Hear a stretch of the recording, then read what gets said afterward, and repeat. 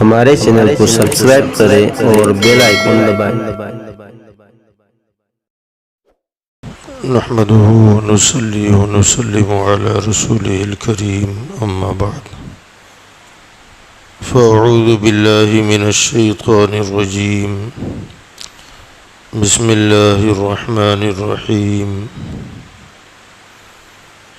ألا إن أولياء الله لا خوف عليهم ولا هم يحزنون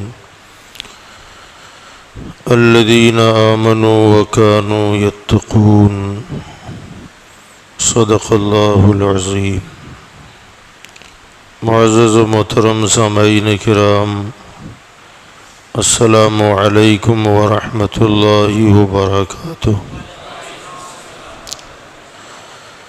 ان اللہ وملائکتہ یصلون علی النبی یا ایھا الذین آمنوا صلوا علیہ وسلموا تسلیما۔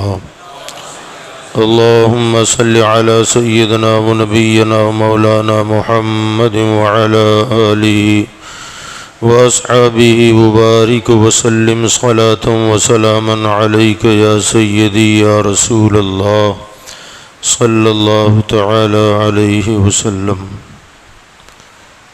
حضرات گرامی، جیسا کہ ہم اور آپ جانتے ہیں کہ اہل سورت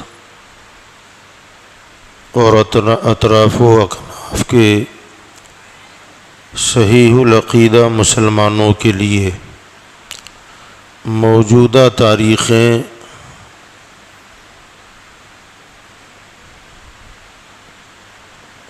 کچھ اہمیت کی حامل ہیں۔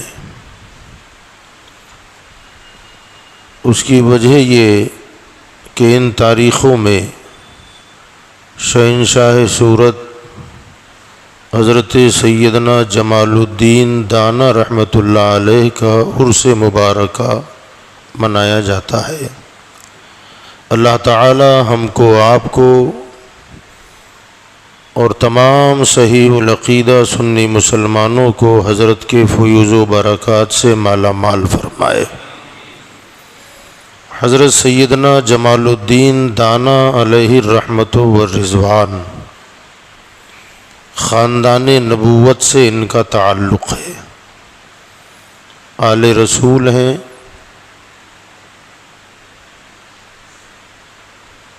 ان کے والد محترم کا نام ہے سید بادشاہ پردہ پوش، مجاہد تھے۔ سید بادشاہ پردہ پوش رحمۃ اللہ تعالی علیہ دین اسلام کے لیے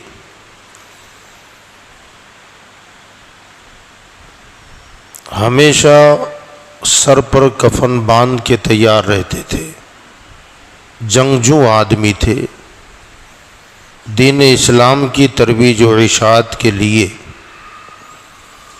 ہمیشہ میدان کارزار میں رہنا ان کا شوق تھا۔ ان کا نکاح بھی ایک سید خاندان میں ہوا۔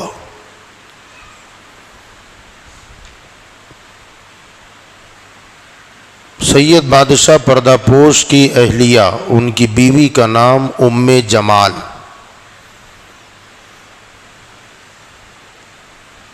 حالانکہ یہ کنیت کے طور پہ استعمال ہوتا ہے، لیکن ان کے والدین نے اس بچی کا بچپن ہی میں نام یہ رکھا تھا۔ ام جمال کا نکاح سید بادشاہ پردہ پوش کے ساتھ ہوا۔ اللہ تعالیٰ کا کرم ہوا کہ ان دونوں کی گود میں اللہ تعالیٰ نے ایک بڑا حسین اور خوبصورت بچہ عطا فرمایا۔ حضرت سید بادشاہ پردہ پوش رحمۃ اللہ تعالی علیہ نے اس بچے کا نام جمال الدین تجویز فرمایا۔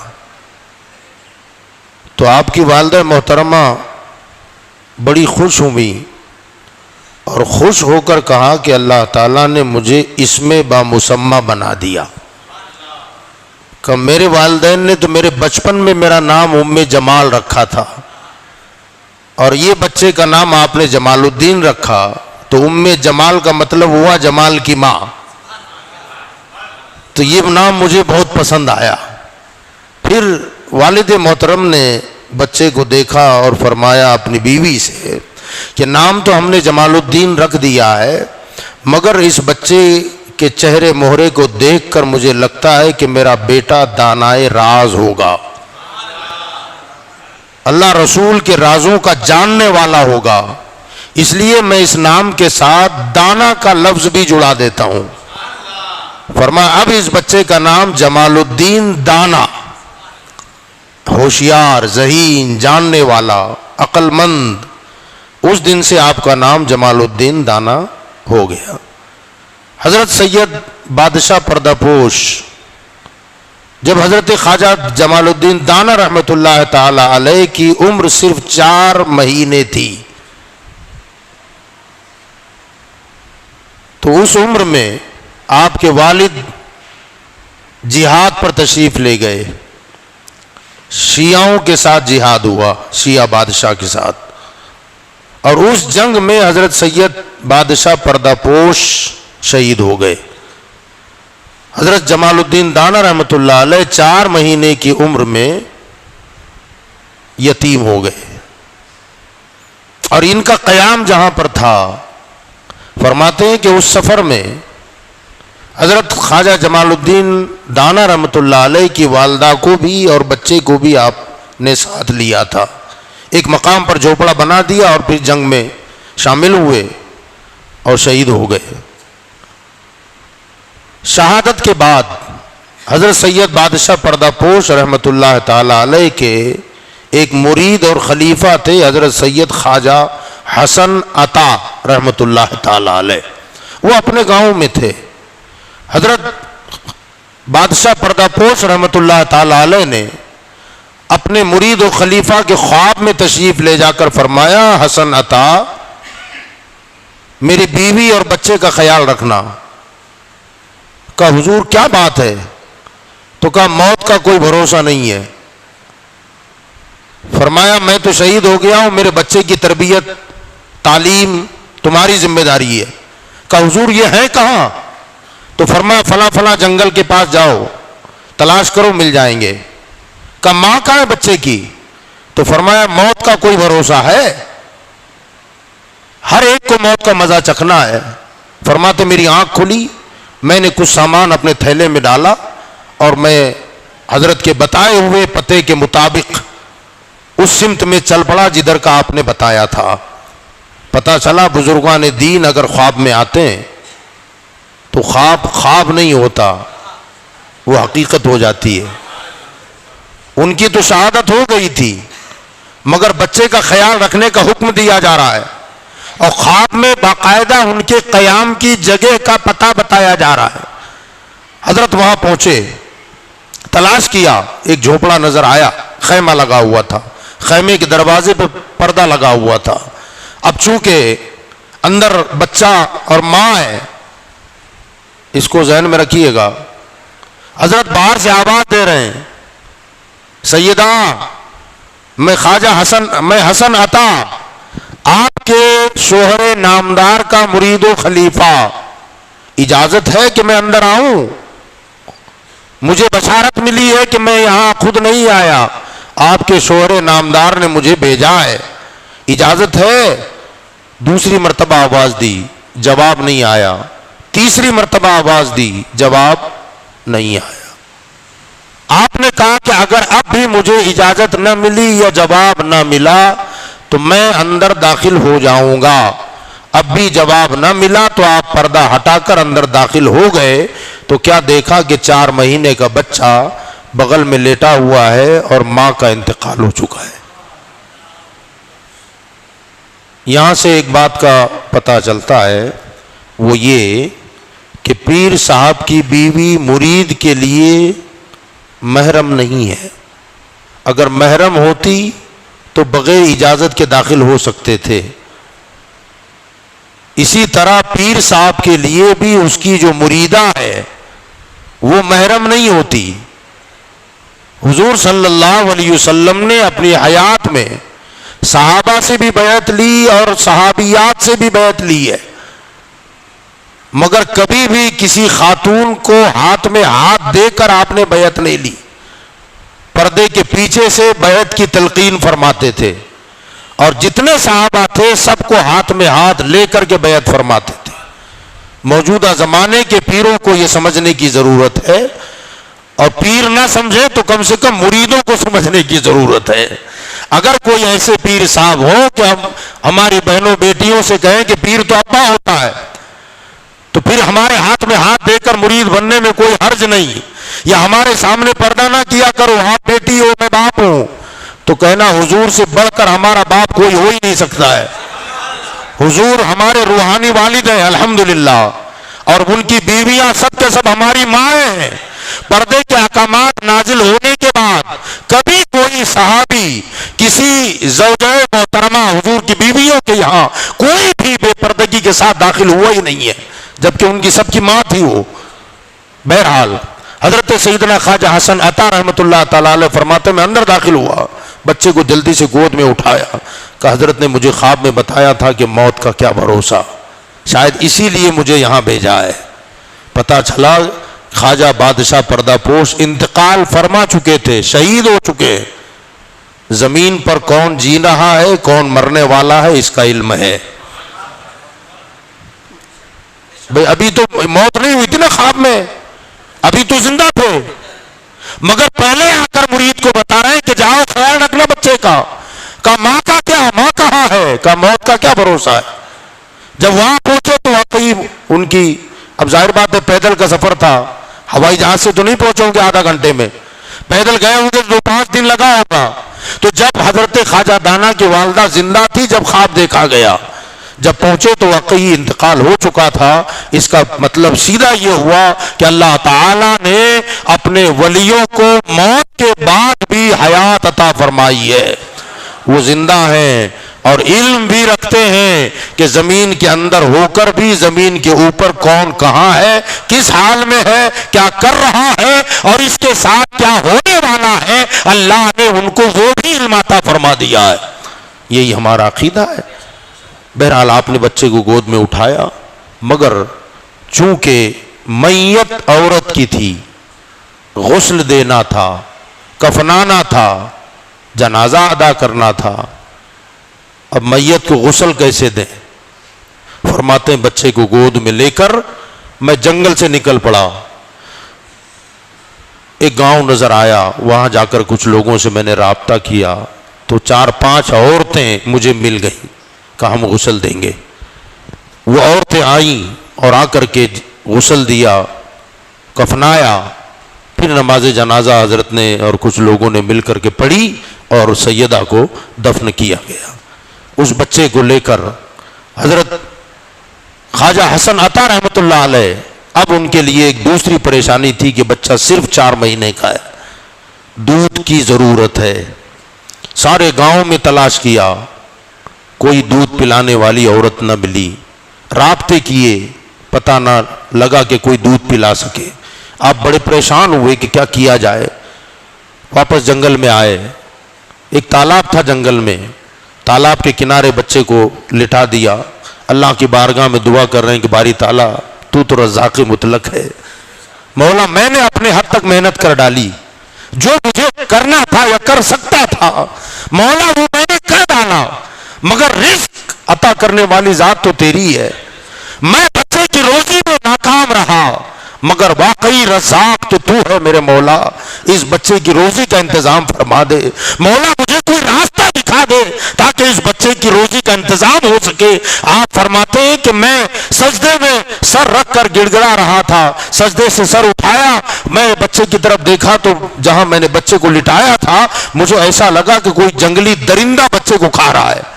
میں گھبرا کر اٹھا اور دوڑا بچے کی طرف، جیسے ہی وہاں پہنچا تو میں کیا دیکھتا ہوں کہ کوئی درندہ نہیں تھا، جنگل کی ہرنی حضرت کو دودھ پلا رہی ہے۔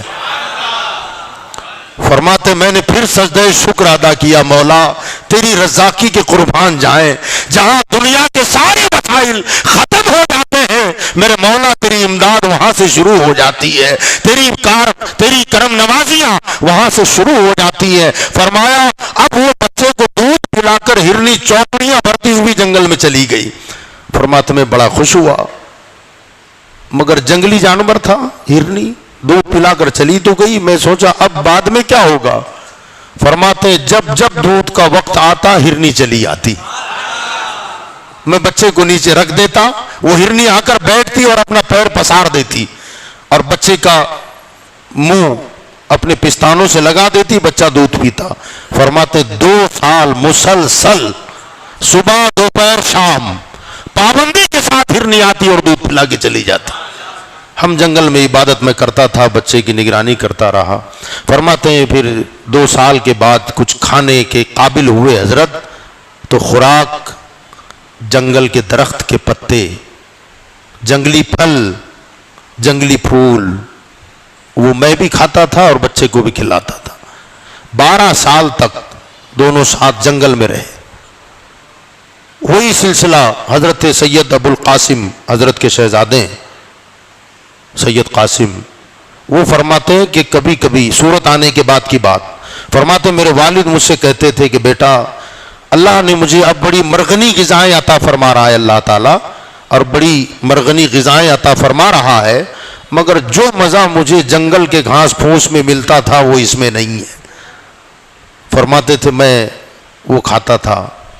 یہ سلسلہ 12 سال کی عمر تک آپ کی تعلیم کا سلسلہ بھی چلا اور جنگل ہی میں رہنے لگے استاذ اور شاگرد۔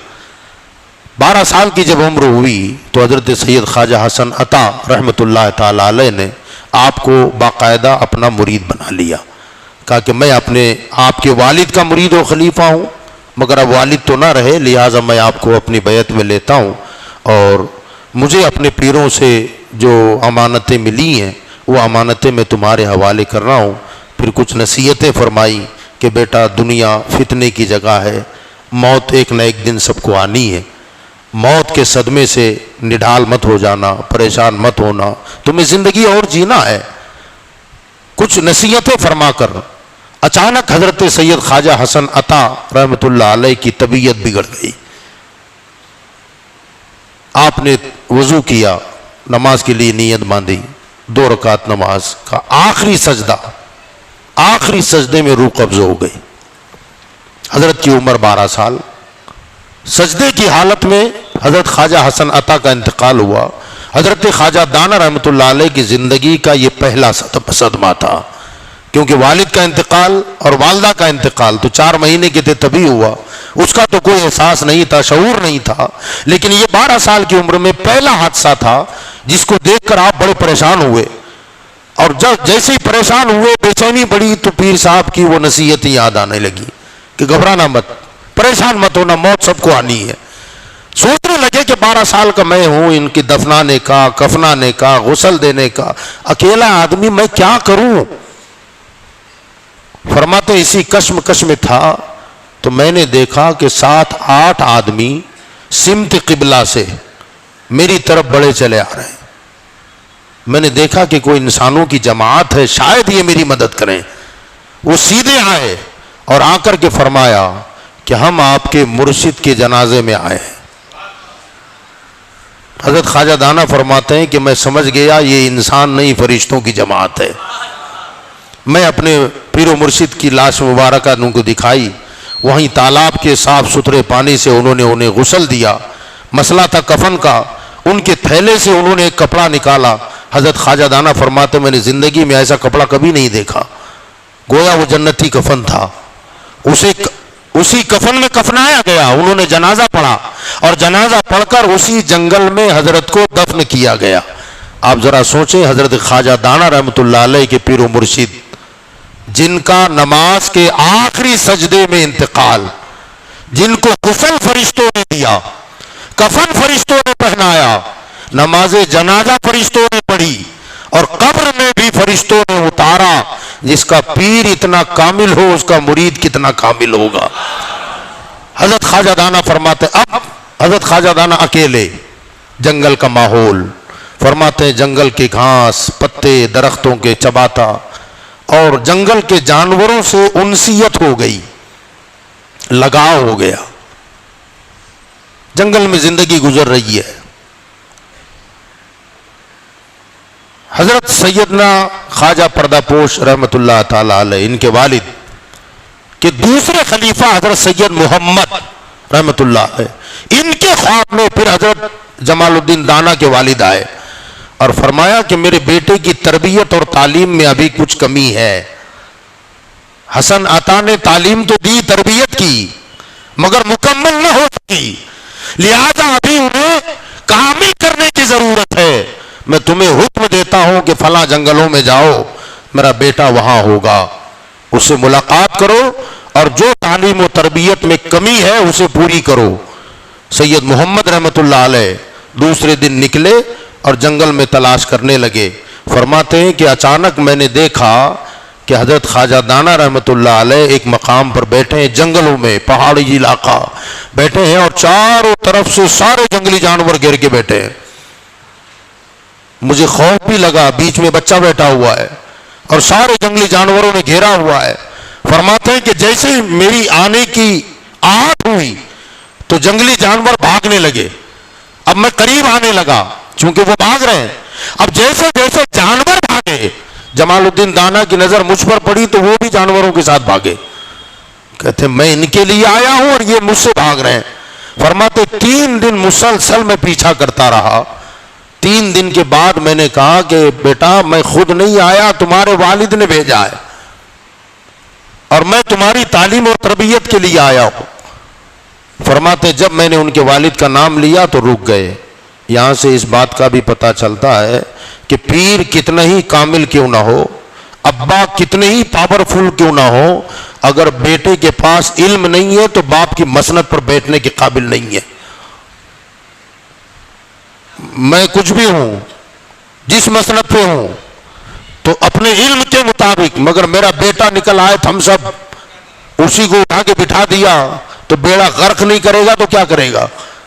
ساری تباہی مچا دے گا۔ آپ کے والد نے انتقال کے بعد بھی، جبکہ خواجہ دانا پیدائشی ولی ہے جس کو دودھ جنگل کی ہرنی آ کے پلا جائے، 10-12 سال کی عمر میں جنگلی جانور جن کا ادب اور احترام کریں، انہیں الگ سے تعلیم کی ضرورت کیا ہے، الگ سے تربیت کی کیا ضرورت؟ مگر باقاعدہ طور پر اپنے آپ کے والد نے اپنے خلیفہ اور مرید کو پھر تربیت کے لیے بھیجا۔ حالانکہ 12 سال کی عمر تک حضرت خواجہ حسن عطا نے تعلیم بھی دلوا دی، تربیت بھی فرمائی، مگر خواجہ پردہ پوش نے کیا فرمایا؟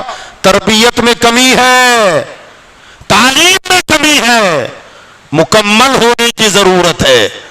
دوسرے مرید کو بھیجا تاکہ کامل ہو جائیں، کمپلیٹ ہو جائیں۔ اللہ ہمارے موجودہ پیران نظام، میں سب کی بات نہیں کر رہا ہوں اور میں پیروں کا مخالف نہیں ہوں، میں پیروں کی جوتیاں اٹھانے والا ہوں۔ اللہ تعالیٰ پیران نظام کی عقیدت محبت ہمارے دلوں میں ہمیشہ قائم رکھے، مگر گزارش یہ ہے کہ پیران نظام کے لیے بھی سبق کی بات ہے، اور پیروں کے انتقال کے بعد گدیوں پر بیٹھنے والوں کو بھی سوچنا ہے کیا میں اس قابل ہوں یا نہیں۔ مرید تو چاہیں گے کہ بٹھا دو، مگر مجھے تو معلوم ہے کہ میں کیا ہوں۔ اگر وہ چاہنے والے چاہیں تو کم سے کم ہم تو کہہ سکتے ہیں کہ میں اس قابل نہیں ہوں۔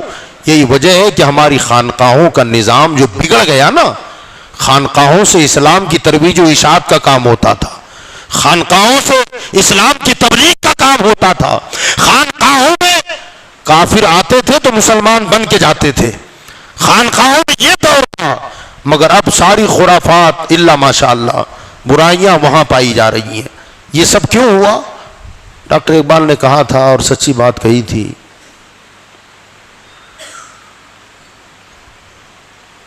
کہیں تلخ نہ ہو جائے، مگر اقبال نے سچی بات کہی ہے۔ موجودہ دور میں یہ حالت ہو گئی ہے، کہتے ہیں کہ نذرانہ نہیں سود ہے پیران حرم کا، نذرانہ نہیں سود ہے پیران حرم کا، اس خرقے سالوس کے اندر ہے مہاجن۔ مہاجن سمجھتے ہیں؟ مہاجن جی بنیے، سود میں کاروبار کرنے والے، 1000 دے کر 2000 وصول کرنے والے ہیں.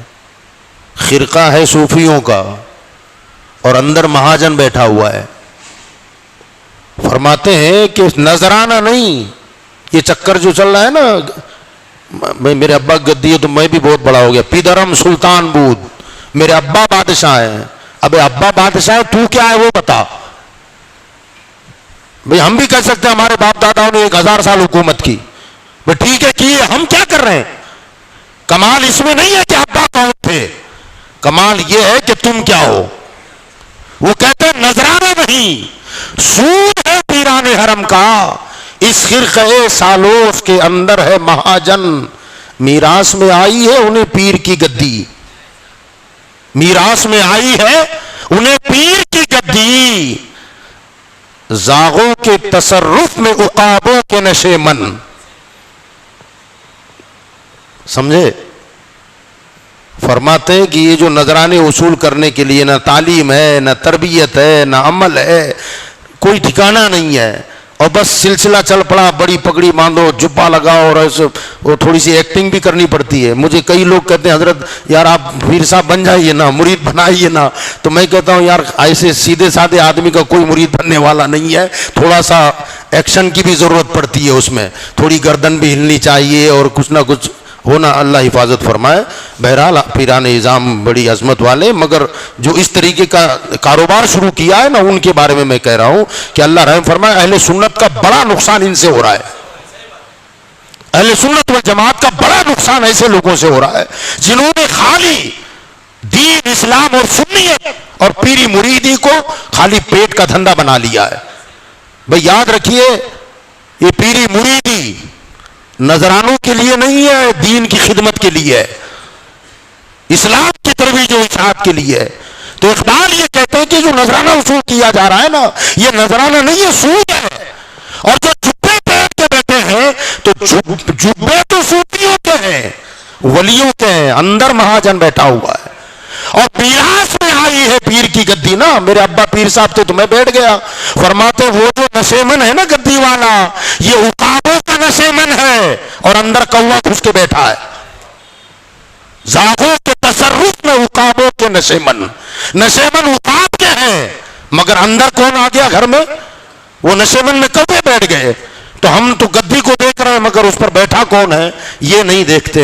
بہرحال حضرت خواجہ حسن عطا رحمت اللہ علیہ نے 12 سال تک آپ کو تعلیم دی، تربیت فرمائی، مگر آپ کے والد فرماتے ابھی کمپلیٹ نہیں ہوئی، کامل کی ضرورت ہے، مکمل کرنے کی ضرورت ہے. لہذا آپ نے اپنے دوسرے مرید کو تعلیم و تربیت کے لیے روانہ فرمایا. آپ نے 3 دن ان کا پیچھا کیا. جب والد کا نام آیا تو آپ رک گئے. اس کے بعد انہوں نے آپ کو تقریباً 6-7 سال تک جنگل میں رہ کر تعلیم و تربیت آپ کو دی، تعلیم دی، تربیت فرمائی. ایک روایت کے مطابق 18 سال بیت گئے. حضرت کی عمر جب 18 سال، ایک روایت میں آیا ہے، ایک تاریخی قول یہ ہے کہ آپ کی عمر 21 سال ہوئی. اس وقت حضرت سید خواجہ محمد رحمت اللہ علیہ نے فرمایا بیٹا اب تمہاری تعلیم اور تربیت مکمل ہو چکی ہے، اب مجھے اجازت دے، میں شہر کی طرف جا رہا ہوں. آپ چلے گئے مگر خواجہ دانا اکیلے جنگلوں میں پھر رہتے تھے. فرماتے ہیں کہ جنگل کا ماحول، جنگلی جانوروں کے ساتھ روابط ایسے کہ اتنے مانوس تھے جنگلی جانور کہ نہ حضرت کو کبھی کسی شیر سے خوف آیا، نہ شیر نے کبھی آپ پر حملہ کیا. جنگلی جانور، یہ دوسرے جو ہرنیاں وغیرہ ہوتی ہیں، یہ جانوروں نے کبھی نہ آپ کو دیکھ کر انہوں نے راہ فرار اختیار کی، بلکہ جہاں بیٹھ جاتے جنگلی جانور آ کے گھیر لیتے. اور حضرت اللہ کا جب ذکر کرتے تو بسا اوقات وہ ماحول اور سما بن جاتا کہ حضرت جب اللہ اللہ کا ذکر کرتے جنگل گونج جاتا، جہاں تک آوازیں جاتی جنگلی جانور دوڑے چلے آتے. حضرت کا ذکر شروع ہو گیا اور چاروں طرف سے بیٹھ کر کے بڑے محویت کے ساتھ حضرت کا ذکر سنتے رہتے. کبھی کبھی تو ایسا لگتا کہ حضرت بھی اور جانور بھی اللہ کا ذکر کر رہے ہیں، جانور مست بے خود ہو جاتے.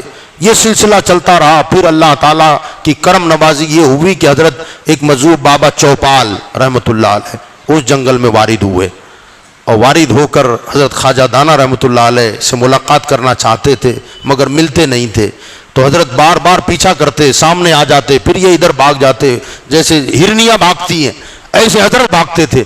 تو حضرت نے فرمایا انسان انسان سے بھاگے کیا معنی ہے، میں بھی انسان ہوں، آپ بھی انسان ہے۔ آپ رک گئے اور رک کر کے حضرت مجذوب بابا چوپال نے فرمایا کہ جمال الدین، انسان جانوروں میں رہنے کے لیے نہیں آیا، انسان انسان ہے، جانور جانور ہے، اور تم تو وہ انسان ہو جو جانوروں میں رہ کر زندگی گزارنا تمہاری شایان شان نہیں ہے۔ تمہارا کام تو یہ ہے کہ آبادیوں میں جاؤ اور بھٹکے ہوئے انسانوں کو صراط مستقیم پر لے آؤ، لوگوں کی رہنمائی کرو، لوگوں کو دین اور دنیا بتاؤ، لوگوں کی دینی رہبری بھی کریں، دنیا میں بھی حاجت روائی کریں۔ فرمایا تمہارے والد نے بھی یہی کام کیا، تمہارے پیروں نے یہی کام کیا، ہمارے بزرگوں کا یہی کام ہے، اور تم جنگل میں کب تک رہو گے؟ فرماتے ہیں کہ ان کی باتوں سے حضرت خواجہ دانا پر کچھ اثر ہونے لگا، انہوں نے کچھ نصیحت ایسی فرمائی کہ ہم جنگل میں رہنے اور جانوروں کے بیچ میں رہ کر کیا کرو گے؟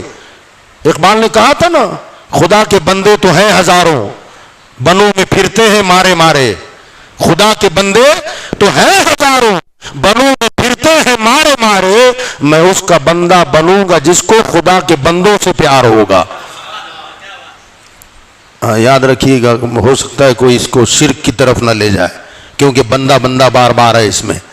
خدا کے بندے تو ہیں ہزاروں، بنوں میں پھرتے ہیں مارے مارے جنگلوں میں، مگر کہتے ہیں میں اس کا بندہ بنوں گا جس کو خدا کے بندوں سے پیار ہوگا۔ تو پہلے جو بندہ ہے نا، خدا کے بندے تو ہیں ہزاروں، اس کا یہ بندگی کے معنی میں، عبادت کے معنی میں، اور میں اس کا بندہ بنوں گا جس کو، یہ بندہ غلامی کے معنی میں ہے، یہ بندہ غلامی کے معنی میں۔ کہتے ہیں خدا کے بندے تو ہیں ہزاروں، بنوں میں پھرتے ہیں مارے مارے، میں اس کا بندہ بنوں گا جس کو خدا کے بندوں سے پیار ہوگا۔ میں اس کا غلام بننا چاہتا ہوں جو خالی عبادت کر کے اپنی آخرت سنوارے، وہ کمال نہیں ہے۔ فرمایا خود عبادت کر کے اپنی سنوارے اور بگڑے ہوئے کو عبادت گزار بنا دے، وہ بندہ سچے حقیقت میں اللہ کا بندہ ہے۔ فرماتے ہیں کہ دنیا والوں کی خدمت کے لیے اللہ نے تمہیں بھیجا ہے۔ فرماتے ان کی وصیت نے، ان کی نصیحت نے میرے دل میں، دماغ میں ہلچل مچا دی، اور پھر میں نے دنیا کی طرف، آبادی کی طرف رخ کر لیا۔ بلخ میں آپ آئے، وہاں آ کر کے آپ نے ایک خانقاہ میں قیام فرمایا، لوگوں میں چرچا ہو گیا۔ 21 سال تک جنگلوں میں رہنے والا شہزادہ آ گیا ہے، 21 سال تک بنوں میں پھرنے والا، جنگلوں میں اللہ کی عبادت کرنے والا پلٹ کے شہر میں آ گیا ہے، اور لوگ کشا کشا حضرت کی زیارت کے لیے، دیدار کے لیے آتے، اور بڑی عزت ہونے لگی۔ بہرحال پھر ایک ترکستانی ایک عالم دین آپ کو ایک خانقاہ میں لے گئے، وہاں سے بھی آپ کو خلافت و اجازت ملی، اور بلخ کا ایک بادشاہ، بلخ کا جو بادشاہ تھا، حضرت کی شخصیت سے اتنا متاثر ہوا، حضرت سے گزارش کر ڈالی کہ حضور میری تمنا ہے اگر آپ قبول فرما لیں تو میرا نصیب کہ میں اپنی بہن کا نکاح آپ کے ساتھ کرانا چاہتا ہوں۔ بادشاہ کی بہن کے ساتھ حضرت کا نکاح ہوا۔ ایک فقیر منوش آدمی، دیکھیں آپ، جنگلوں میں زندگی گزارنے والا، نہ کوئی گھر ہے، نہ کوئی مکان ہے، نہ کوئی کاروبار ہے، نہ کوئی تجارت ہے، بادشاہ ہو کر بادشاہ کی بہن کا نکاح بادشاہ نے حضرت کے ساتھ کروا دیا۔ اسے یہ بھی پتہ چلا کہ ہم دھن دولت، مال دولت، ثروت نہ دیکھیں، بادشاہ نے دیکھا تو دین دیکھا، علم دیکھا، تقوی دیکھا، پرہیزگاری دیکھی، اور قربان جائیں یار اس خاتون کے جو شاہی محل میں رہتی ہو، بادشاہوں کی شاہانہ زندگی گزارتی ہو، ایک فقیر کے دامن کے ساتھ بن رہی ہے۔ ظاہر بات ہے روکھا سوکھا کھانے کے قابل تھی، اس نے تو زندگی میں باسی روٹی کیسی ہوتی ہے دیکھا نہیں ہوگا، مگر اس خاتون نے بھی انکار نہ کیا، بھائی نے رشتے زوجیت میں باندھا، بخوشی قبول کر لیا، شادی ہوئی، نکاح ہوا، بچے بھی پیدا ہوئے، ایک جھوپڑے میں رہتے تھے، اور لوگوں کو واعظ و نصیحت فرماتے تھے. یہ سلسلہ چلتا رہا. پھر اللہ کا حکم آیا جمال الدین اب ہندوستان جاؤ. بیوی بچوں کو لے کر پھر ہندوستان کا سفر اختیار کیا. سفر کی رودات بھی موجود ہے تاریخی کتابوں میں الحمدللہ. آگرہ، بڑودہ، برہانپور، یہ سارے شہروں کے نام ملتے ہیں. وہاں سے پھر آپ سورت آئے اور جہاں ابھی حضرت کا قیام ہے وہیں آپ نے ڈیرا ڈالا اور مسکرا کر فرمایا کہ مصور قدرت نے یہ لکھ دیا ہے کہ جمال الدین سورت والوں کی مدد کے لیے آیا ہے. سبحان اللہ. اور بہت اچھا لکھا ہے کہ میں ان کی مدد ہی کرتا رہوں گا. آپ نے خود یہ فارسی کا شعر اس کا مفہوم بتا رہا ہوں. بہرحال حضرت نے یہاں زندگی گزاری. حضرت کی عمر تقریباً 140 سال ہوئی. 140 سال. ادارہ قائم کیا، دارالعلوم بنایا. نقش بندی بزرگ ہیں، خانقاہ بھی اور دارالعلوم بنایا. جیسے ہی آپ بلند دروازے سے داخل ہوں گے نا اندر، رائٹ سائڈ میں جو عمارت بنی ہے، چھوٹے چھوٹے کمرے ہیں، وہ دارالعلوم کے کلاس روم ہے. وہ دارالعلوم ہے. اس میں کمان نما ایک اندر جانے کی جگہ ہے، دروازہ ہے. اس کے اوپر تختی دیکھنا، تختی آج بھی دارالعلوم کی لگی ہوئی ہے. انہوں نے علم دین کو عام کیا، اسلام کی ترویج و اشاعت فرمائی. اللہ تعالی ہماری خانقاہوں میں وہ دور پھر سے لے آئے جو ہمارے اسلاف کے دور میں سلسلہ چلتا تھا. اللہ پاک ہم کو آپ کو کہنے سننے سے زیادہ عمل کی توفیق عطا فرمائے. وما علینا الا البلاغ.